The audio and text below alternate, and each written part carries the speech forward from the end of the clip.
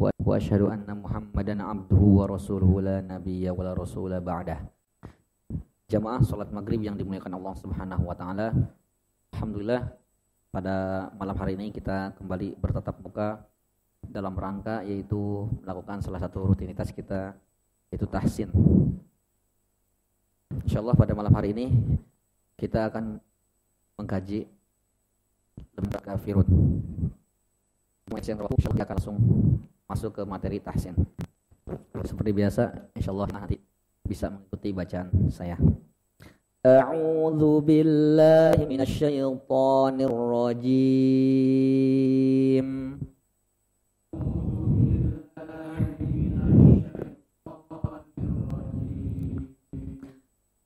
Bismillahirrahmanirrahim.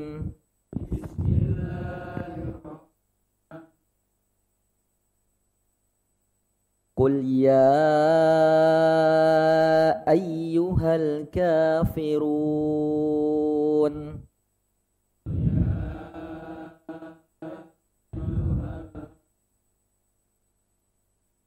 La a'budu ma ta'budun.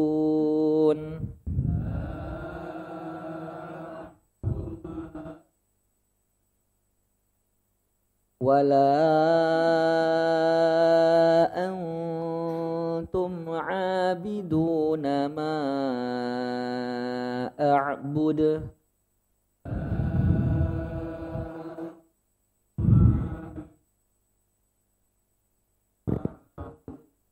Wala ana 'abidum ma 'abadtum.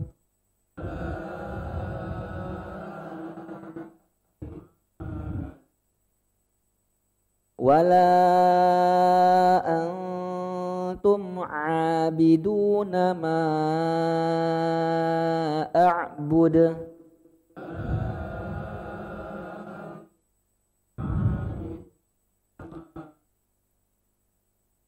Lakum dinukum waliyadin.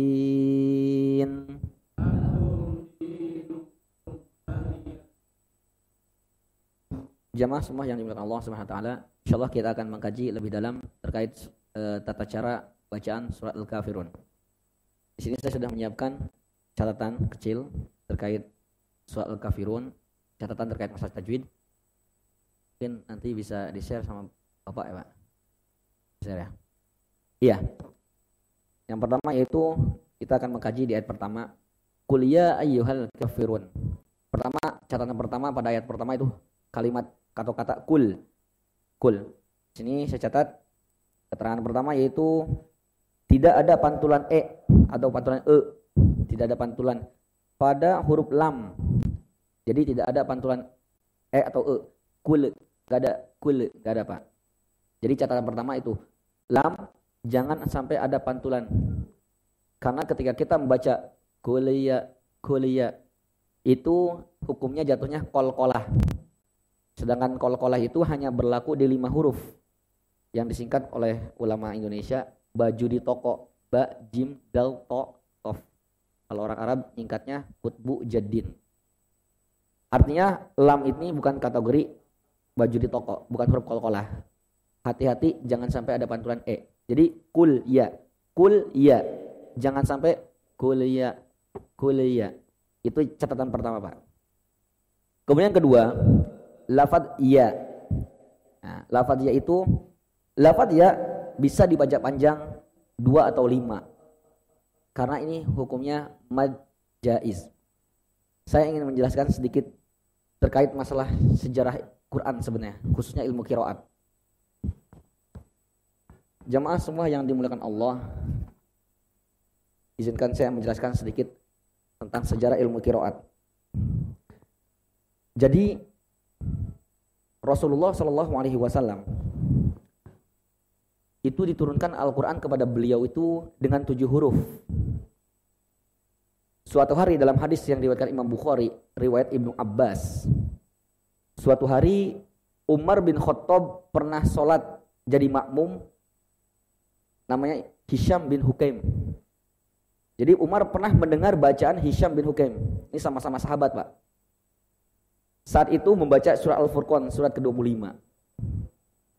Ketika Umar mendengar bacaan imamnya atau mendengar bacaan Hisham, Umar kaget. Kok bacaannya tidak seperti bacaan saya? Bukan nadanya, Pak, bacaannya. Misalnya, mungkin Bapak pernah dengar orang baca wadduhi wal laili idza saji. Atau dalam surah Al-Fatihah misalnya. Selama ini kan kita dengarnya ihdinas siratal mustaqim. Ada yang baca pakai sin, ihdinas siratal mustaqim. Bahkan ada yang baca pakai zai, ihdinas siratal mustaqim. Siratal ladzina an'amta 'alaihim, itu ada. Nah, singkat cerita, Umar kaget mendengar bacaan Hisham, kok bacaannya tidak seperti yang saya dengar. Awalnya Umar ingin menarik, tapi dalam hadis itu dikatakan fatasobbartu, saya berusaha untuk sabar. Kan kita bisa tahu karakternya Umar, tegas. Umar itu kan ditakuti. Sampai dalam satu riwayat, kalau Umar jalan di satu tempat, setan tuh nggak berani jalan lewat situ. Sampai segitunya. Intinya itulah Umar bin Khattab. Akhirnya Umar berusaha untuk sabar hingga selesai, kemudian ditariklah. Kemudian dibawa ke Rasulullah. Wahai Rasulullah, ini Hisham, bacaannya kok tidak seperti bacaan yang Anda ajarkan kepada saya. Kemudian kata Rasul, Hisham baca. Dibacalah seperti yang didengar Umar. Kata Rasul, hakadza unzilat. Seperti inilah Al-Quran turun. Umar baca. Dibacalah surat yang sama. Tapi bacanya beda. Kata Rasul, hakadza unzilat. Seperti ini Al-Quran turun. Kemudian di ending kisah ini Rasul mengatakan, innamal Qur'an unzila ala sab'ati ahruf. Sesungguhnya Al-Quran turun dengan 7 huruf. Apa maksud dari 7 huruf? Banyak perdebatan di kalangan ulama, bahkan Imam Suyuti mengatakan sampai 40 pendapat. Terlepas dari itu, bahwa singkat cerita, jadi Al-Quran itu, Pak, bahasa sederhananya ada 20 versi. Al-Quran itu bahasa sederhananya ada 20 versi. Jadi Al-Quran itu ada 10 qiraat.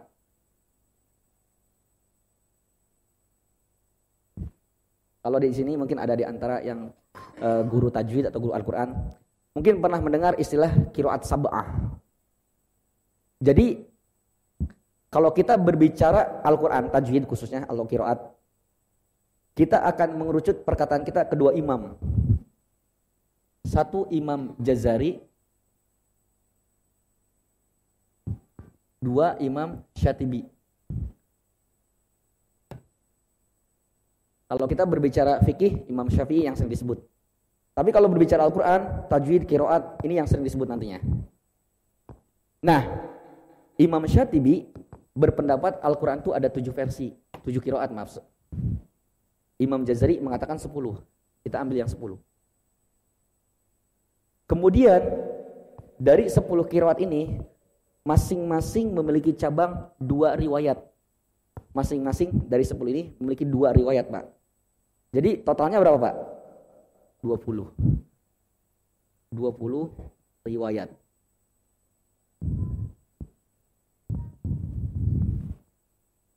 Al-Quran yang kita baca selama ini salah satu di antara 20 versi. Di sebagian cetakan Al-Quran di sini tertulis biriwayat Hafiz. Tapi enggak semua cetakan Al-Quran, kebetulan di Quran yang saya pegang ini ada tulisan biriwayat Hafiz, riwayat. Ini Al-Quran versi riwayat Hafiz, Pak. Jadi masih ada 19 versi lagi sebenarnya. Hanya saja ya, yang 19 itu bukan tidak dibaca lagi, masih ada. Hanya ini yang paling mudah dipelajari sehingga yang paling banyak tersebar. Singkat cerita, perdebatan dalam ilmu tajwid sedikit banyaknya mengerucut kedua imam ini. Mad wajib, mad jaiz. Yang ingin saya bahas masalah ini. Mad jaiz munfasil. Ini pernah saya bahas. Mad jaiz munfasil rumusnya itu mad bertemu hamzah. Beda kata. Ini baru rumusnya.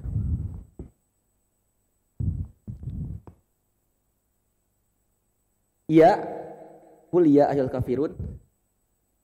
Dia seperti ini tulisannya.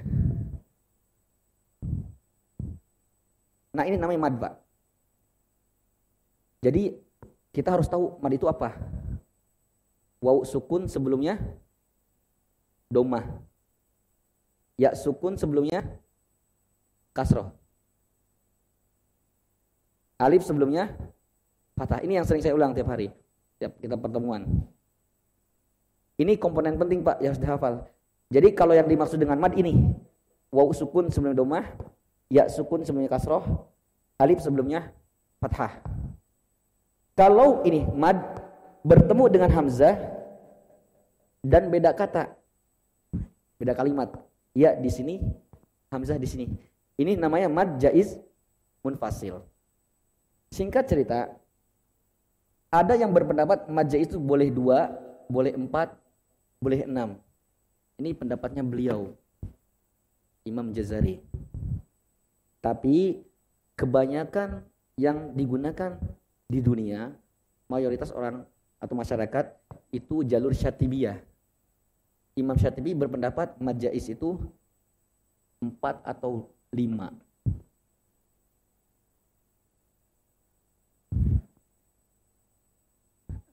Lima lebih utama. Jadi maaf, ya 4 atau 5. Nanti beliau mengatakan mad jaiz boleh 2, boleh 4, boleh 4. Maaf, 2 sampai 6, 2 sampai 5. 2 sampai 5. Imam Syatibi berpendapat mad jaiz itu 5. Jadi kita di sini mad jaiz mempraktekkan mad jaiz itu 2 atau 5.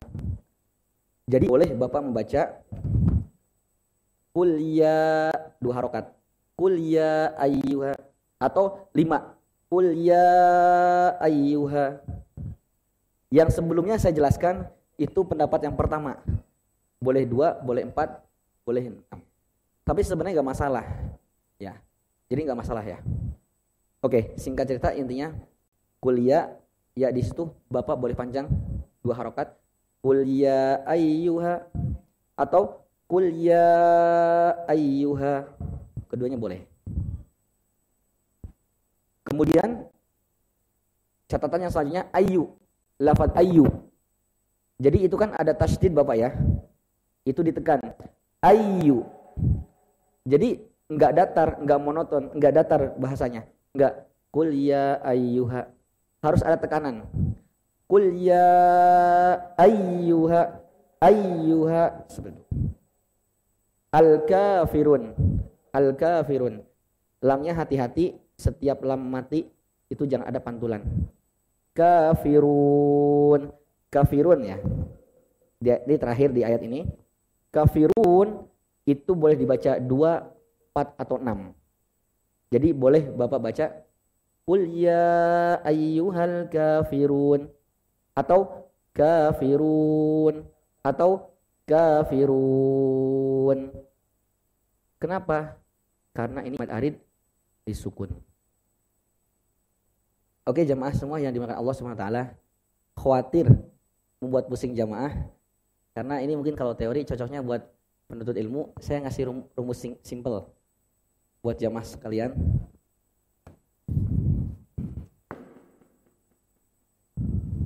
Jadi Bapak dan Ibu semuanya, sederhananya cara baca Quran itu tidak luput dari kurang lebih 3 pilihan. Ini yang saya pahami dan saya tadaburi. Ya. Kalau enggak 1 harokat, 2 harokat, atau 5 atau 6, itu aja. Kalau 1 harokat tuh gini Pak, pendek maksudnya. Kalau Bapak lihat harokat kayak gini, tidur semua, itu jangan pernah dipanjangin. Ini saya ngasih rumus tersimpel.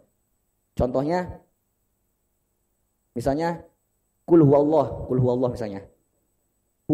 Kalimat hu, itu kan domah. Jangan sekali-kali baca panjang. Kulhu, enggak. Kulhu. Pokoknya, ini rumus tersimpel. Saya ingin memberikan kemudahan untuk Bapak. Karena kalau saya dalam ilmu teori, khawatir pusing. Pokoknya kalau lihat harokatnya tidur seperti ini, jangan dibaca panjang. Gitu. Sederhananya. Sekarang yang dibaca 2, naik sedikit. Qala, kafir, kafir. Nah, naik sedikit, itu rumusnya ini. Ini. Mad. Pokoknya kalau lihat bentuk seperti ini, dibaca 2, Pak. Lihat bentuk seperti ini, 2. Contohnya, misalnya, idza dalam surat An-Nasr, idza. Idza. Nah, contoh. Dibaca 2. Kapan dibaca panjang? Sederhananya, kalau bapak dan ibu lihat alis, dah gitu aja. Di mana bapak dan ibu lihat alis atau bendera, panjangin. Dah, itu rumus sederhana baca Quran. Kalau kita nggak mau pusing dengan teori, saya kan tadi kan teori ya, saya khawatirnya malah pusing gitu. Ya. Jadi saya memang sudah tulis di PowerPoint, tapi cocoknya buat para pelajar, anak-anak gitu. Tapi sederhananya buat bapak-bapak supaya nggak pusing. Kalau lihat lafaz Al-Quran, harokatnya tidur, patah, kasroh, domah, jangan sekali-kali panjangin, udah dibaca pendek aja. Contohnya ya AIU ya. Wa misalnya la a'budu, lihat la a'budu. Kalimat a hamzah, bu sama du. Itu kan harokatnya ini, ya Pak ya. A'budu, jangan sekali-kali baca a'budu. Enggak. Kalau tidur harokatnya 1. Kapan dibaca 2? Kalau seperti ini. Contohnya tadi, misalnya di ayat kedua Al-Kafirun, la a'budu ma. Nah, ma, dia pakai yang ini. Fathah setelahnya alif, ma. Kalau yang kasroh misalnya, yang kasroh di ayat lain misalnya. Kalau yang kasroh di mana Pak?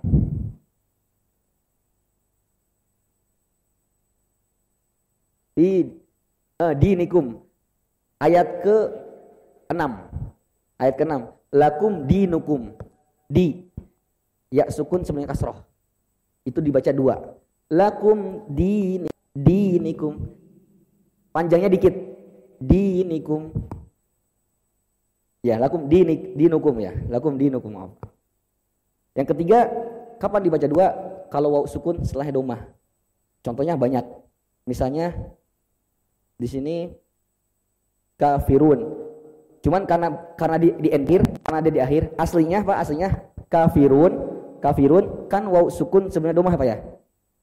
Aslinya 2 harokat. Cuman kalau Bapak berhenti di situ, Bapak kasih pilihan, boleh 2, boleh 4, boleh 6. Tapi hukum asalnya 2. Kalau Bapak sambung ya, qul ya ayyuhal kafiruna la, kalau sambung. Tapi kalau berhenti itu boleh 2, 4 dan 6. Sisanya udah. Kalau Bapak lihat alis panjang. Yang saya jelaskan tadi boleh 2, boleh 4, boleh 6, itu perdebatan, Pak. Pada akhirnya kalau Bapak baca panjang itu selamat. Jadi rumus sederhana baca Quran udah ini aja, pegang aja. Udah selesai, Pak. Kita nggak perlu tahsin lagi. Secara teori dasar maksudnya. Biar nggak pusing. Hanya saja mungkin di sini ada yang ingin lebih mendalami lagi. Saya jelaskan secara kaidah-kaidah. Oke. Jadi intinya catatan di ayat pertama. Kul, hati-hati lamnya jangan ada pantulan e. Karena huruf yang boleh dipantulkan hanya 5. Itu ba, jim, dal, to, kof. Disimak baju di toko. Kalau lam tidak termasuk baju di toko. Jadi jangan sekali-kali ada pantulan e. Jangan kuliah, enggak. Kul ya. Kemudian kalau Bapak lihat tasdid itu tanda W. Itu coba suaranya agak disentak. Ya. Jadi enggak monoton. Intonasinya harus naik. Qul ya ayyuha. Jadi enggak monoton, enggak qul ya ayyuha, enggak kayak gitu. Ini namanya nabr secara hukum, nabr. Ya, dalam ilmu tajwid nabr. Oke, jadi buat supaya mudah, ya kita baca panjang saja karena ada alis, ya Pak ya.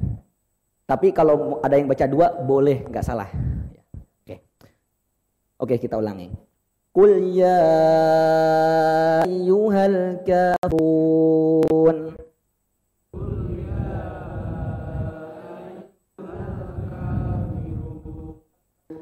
Oke. Ayat kedua, la a'budu ma ta'budun. Kita sekarang pakai rumus simpel aja Pak ya, biar enggak pusing. La dibaca berapa Pak? 1, 2 atau 5? 5. Karena ada alisnya. Udah gitu aja. Kita ambil yang paling sederhana. La a'budu. Tapi kalau baca 2 boleh. Kita ambil yang panjang. Untuk supaya melancarkan kaidah ini. Kenapa dibaca panjang? Karena ada benderanya. Udah gitu aja. La a'budu ma ta'. Ain Pak, ain, huruf ain. Ain itu di tenggorokan tengah Pak ya. Jadi banyak di antara kita yang baca ainnya mohon maaf belum. Alhamdulillahirabbil alamin. Alhamdulillahirabbil alamin. Jadi kayak A. Padahal di tenggorokan kita ini ada 6 huruf. Ada 6 huruf ya. Saya hapus saja ini ya. Saya pengen fokus ke sini aja. Ini aja kaidah kita untuk setelahnya. Nah, jadi Bapak semua yang dimakan Allah, di tenggorokan itu sederhananya, nah, tenggorokan kita juga Pak, bawah, tengah, atas. Di bawah ada hamzah ha, di tengah ain ha, di atas ada goin kho. Jadi a itu di sini tengah a. La kalau hamzah di bawah. Jadi cara bacanya a bukan a budu. Harus ada tekanan di la la a'budu ma ta'budun. Silakan Pak.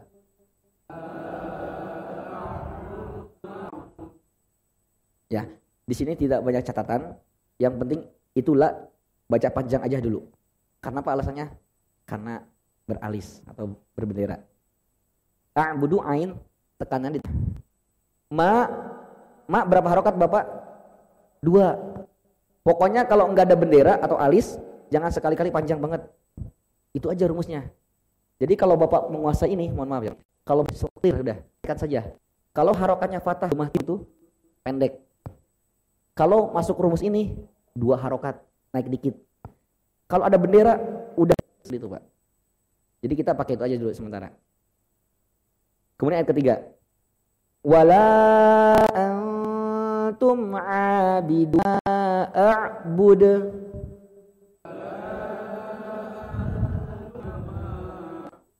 Oke, wala berapa harokat? 1, 2 atau panjang? Panjang. Ambil panjang aja Pak ya. Karena masalahnya panjang itu berapa? Yang 6, 2. Jadi wala kita ambil pendapat wala antum nun mati ketemu tak Pak? Ini Pak. Jadi cara bacanya Pak, n-nya itu, nunnya itu samar. Permangati jangan baca antum, jangan n. N-nya itu enggak jelas. Antum. N-nya harus enggak jelas. Kenapa? Karena secara kaedah kalau nun mati atau tanwin ketemu ta itu namanya ikhfa hukumnya. Ikhfa itu apa? Ikhfa secara bahasa samar, tersembunyi, samar. Artinya nunnya itu jadi cara bacanya jangan n, enggak. Jadi kalau ikhfa itu samar. Kemudian pusatkan suara di hidung. Wala tahan sejenak sekitar 2 detik. Jangan terlalu Pak ya. Ada yang baca wala antum. Sebenarnya kalau dikaji lebih dalam, ikhfa itu nanti ada urutannya, ausat sama abad. Jadi ta itu coba Bapak rasakan. Na sama ta itu lidahnya dekat. Na ta Pak, tetangga itu. Ini kalau dalam ikhfa namanya ikhfa dekat. Dekat artinya jangan ke eng terlalu jauh. Eng itu ke belakang. Jadi kalau Bapak bacanya wala antum itu sadur ke belakang. Wala antum. Anggal nun n sama t tetangga. Nun na ta tetangga. Jadi enggak perlu ke enggak perlu ke belakang. Cukup disamarkan saja bunyi nunnya. Wala antum seperti itu. Pusatkan di hidung dan tahan sejenak sekitar 2 detik. Wala antum. Silakan, Pak. Oke. Abidun, a berapa harokat? 2. Rumusnya itu, Pak ya. Gampang sebenarnya. Bidun, dun 2 rumusnya. Kemudian ma ya, karena ada alis panjang. 5 enggak apa-apa. Panjang. A'bud. Nah, ini yang saya mau kaji. A'bud. Dal itu tadi huruf apa, Pak? Huruf ah. Huruf qalqalah. Qalqalah secara bahasa artinya mantul, memantulkan. Dan huruf qalqalah ada 5. Kita sebut baju di jim, dal, to. Artinya adalah 5 huruf saja yang boleh ada pantul atau 5 huruf saja. Selainnya enggak boleh. Goin bukan termasuk huruf yang 5, Pak ya. Baca goiril maghdub. Ada pantulan. Mohon maaf, keliru. Karena goin bukan kelompok baju di toko. Dal termasuk golongan atau kelompok qalqalah, baju di. Nah. Sekarang kita ingin mengenal lebih dalam pembagian qalqalah. Qalqalah ada 3 macam, Pak. Saya ngambil pendapat yang 3, walaupun kebanyakan ulama mengambil qalqalah. Qalqalah artinya mantul, memantulkan, maaf.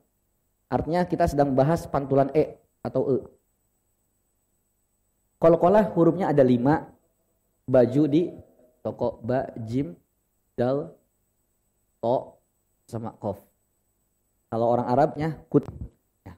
Ya, nggak masalah, itu masalah singkatan saja. Yang penting kita tahu huruf yang boleh pantulkan cuma 5, itu aja kuncinya. Goin, lam tidak termasuk. Jadi jangan sekali-kali ada pantulan e di huruf goin. Ma'agna, nggak ada. Karena goin bukan termasuk golongan ini. Qalqalah ada 3 macam.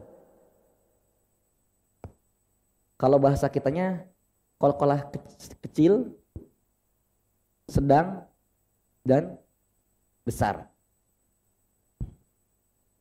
Kalau bahasa ilmu tajwidnya qalqalah sugro, wusto. Oke, rumusnya perlu diingat. Kapan pantulan itu kecil, kapan pantulan sedang, kapan pantulan besar. Pokoknya, Pak, apapun keadaannya, dia mau sukun ke, mau di tengah, di ujung, itu ada qalqalah. Cuman yang kita mau bahas, kapan pantulan itu kecil, kapan sedang, dan kapan besar. Pantulan terjadi kecil ketika di tengah bacaan. Nah, di tengah bacaan. Maaf, bukan di tengah kata, Pak ya. Bukan di tengah kata, di tengah bacaan.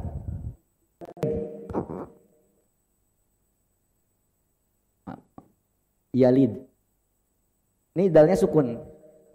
Kalau kita mengartikan definisi qalqalah kecil di tengah kata, ini maksudnya nggak kecil nih. Tapi qalqalah kecil itu, apapun kondisinya, dia di tengah bacaan kita dan kita nemu huruf-huruf ini mati, itu pantulannya ada, tapi kecil. Contohnya itu di surat Kulhu Al-Ikhlas ayat 3, Pak, ayat keempat 3. Lam yalid, ya. Kan dia bacaan.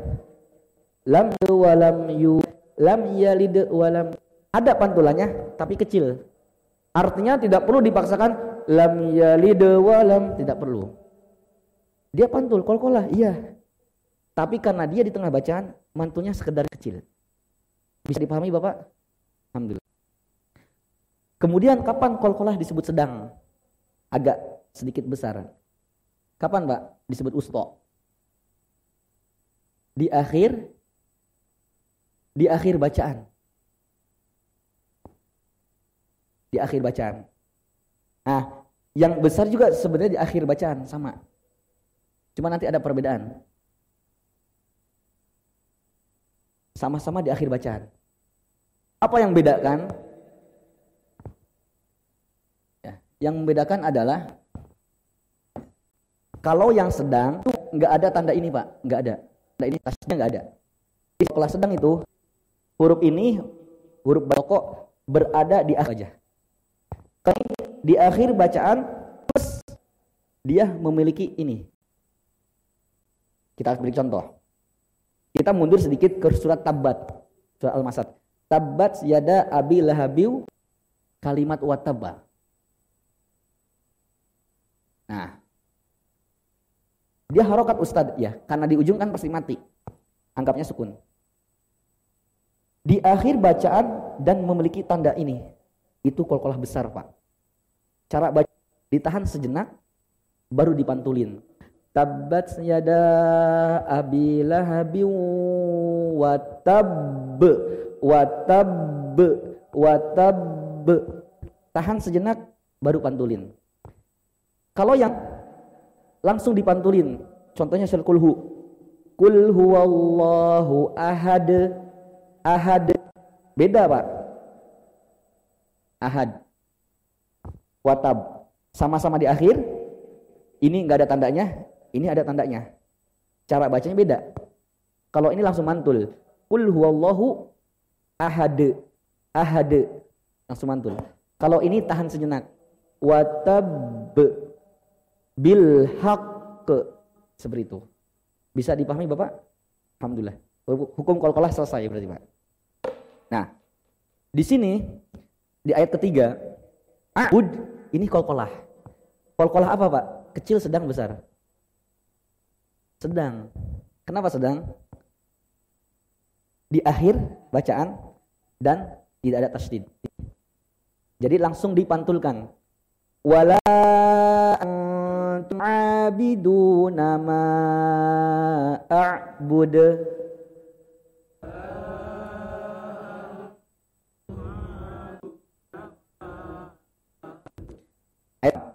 Wala dibaca benar 1, 2 atau panjang? Apa? Ada alita yang sederhana dulu, ada alisnya gitu aja, ya. Karena kalau secara teori bukan masalah alisnya, Pak. Ya. Pertemuan mad dengan memunculkan alis, gitu sebenarnya. Tapi nggak apa-apa, karena ada alisnya, baca panjang. Wala anak. Ini kalimat anak. Kalau kita lihat, Pak, anak, dia sebenarnya masuk huruf anak, Pak. Kalau kita lihat, ini masuk kaidah ini nih. Seperti layaknya idza. Fathah ketemu ya kan, Pak? Cuman itu ada tanda tuh, Pak. Di Bapak lihat di buku di Quran Bapak ada. Nah, jadi lafaz bulat kan? Lonjong gitu, enggak bulat murni. Ya kan? Seperti itu. Nah, jadi lafaz anak, Pak, yang artinya saya. Kaidah harusnya baca 2. Tapi di versi kita kan tadi sudah jelasin, Al-Quran ada 20 versi. Pokoknya di versi kita, walaupun bentuknya kayak kaidah ini, dibaca 1. Gini, wala ana. Kenapa ana? Kan pernah ketemu alif. Khusus lafaz ana, pendek. Dimanapun nemu, Bapak. Dibaca pendek, Pak ya. Jadi bacanya wala ana. Ana langsung ana. Ustadz kok nggak dibaca nunnya nggak pada ana, kan fathah ketemu alif. Ini balikan. Sudah dikasih tanda sama ulama, dikasih bulat tuh alifnya. Artinya jangan dianggap. Pahami, Pak? Oke. Ana. Bahas sedikit masalah mad. Sebenarnya pernah bahas, cuman untuk mengulang. Apapun baca panjang 2 yang salah, mau 6. Apapun hurufnya, hidung nggak pernah ikut campur. Contoh misalnya abid, wala, la, contoh la, panjang kan? Jangan sampai hidung kita ikut bahkan suaranya berubah, itu masih perlu dilurus. Contoh salah, wala, itu salah, Pak. Mad itu nggak campur. Yang tepat wala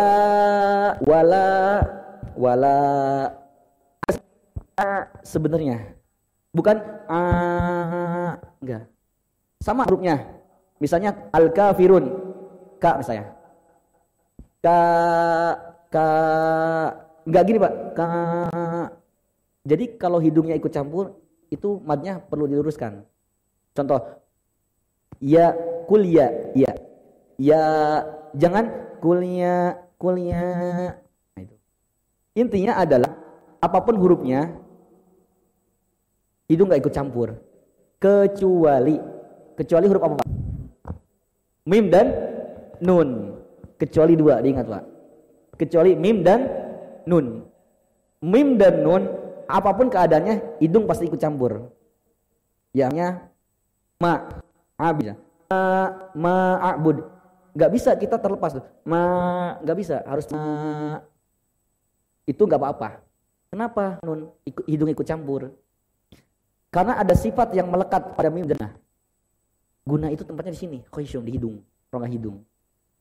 Jadi singkat cerita, singkat kesimpulannya adalah ketika kita baca di atas satu harokat, baca mad campur Pak. Dicoba kalau pas baca hidungnya ditekan-tekan, suara berubah, nah, terus dilatih. Pusatkan ke sini. Jangan wala, tapi pusatkan ke sini, ke rongga tenggorokan. Wala ha, jangan ha ka nah, salah. Jadi banyak orang bacanya istilahnya ngirung. Ngirung itu artinya pusatnya semua. Padahal hidung itu nah, berkaitan dengan nun dan mim. Nah, ini adalah mad itu campur. Kecuali huruf nun dan mim. Oke. Wala ana nah, ini sebenarnya bukan sulit ya. Tapi memang yang saya perhatikan kebanyakan bukan jamaah saja, tapi santri-santri sekalipun kurang totalitas di huruf ain. Sehingga ain itu hidung ikut campur.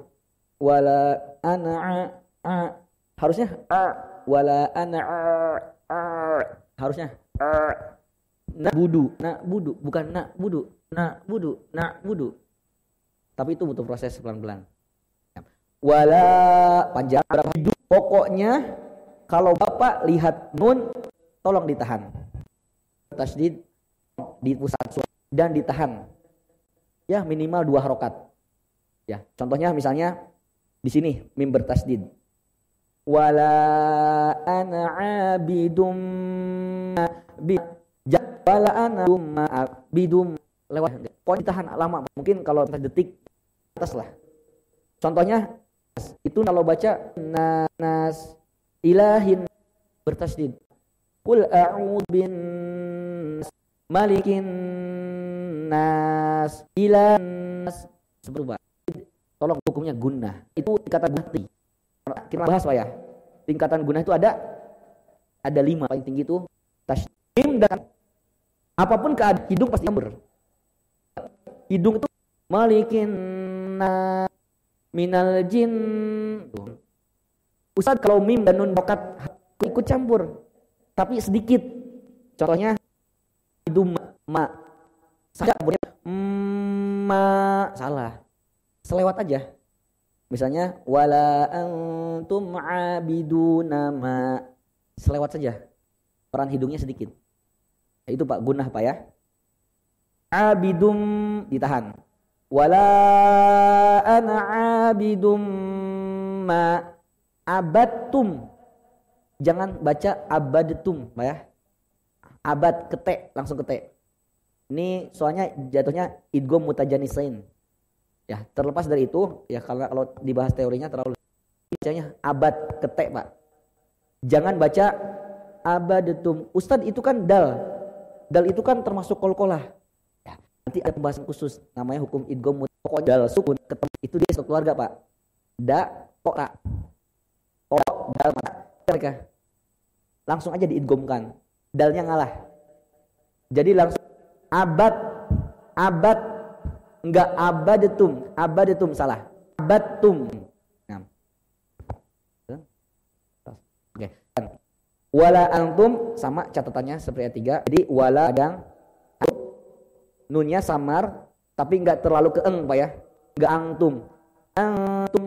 antum. A berapa harokat?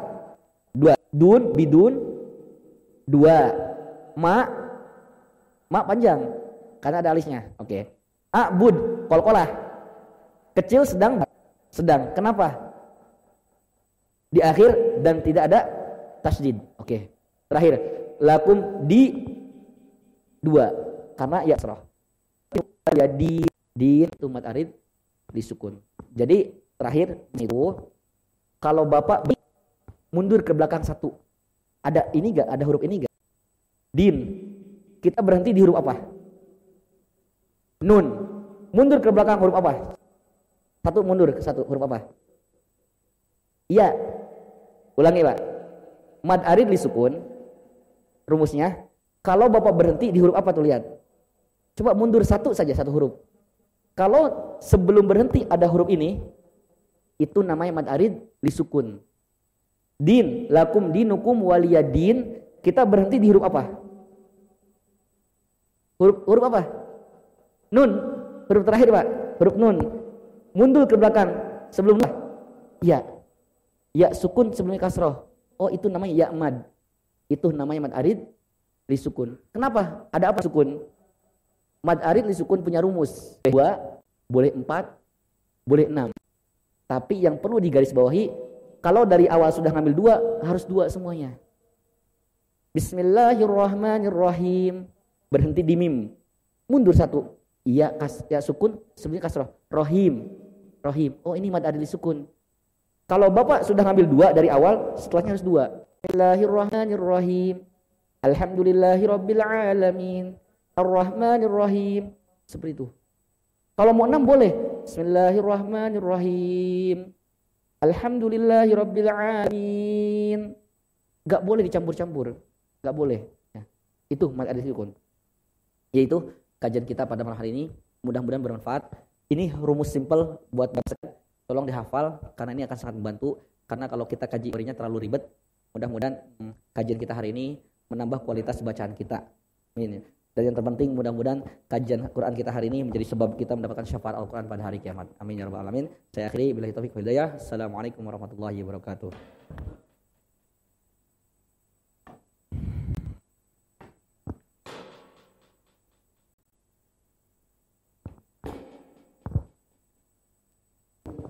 Bahasa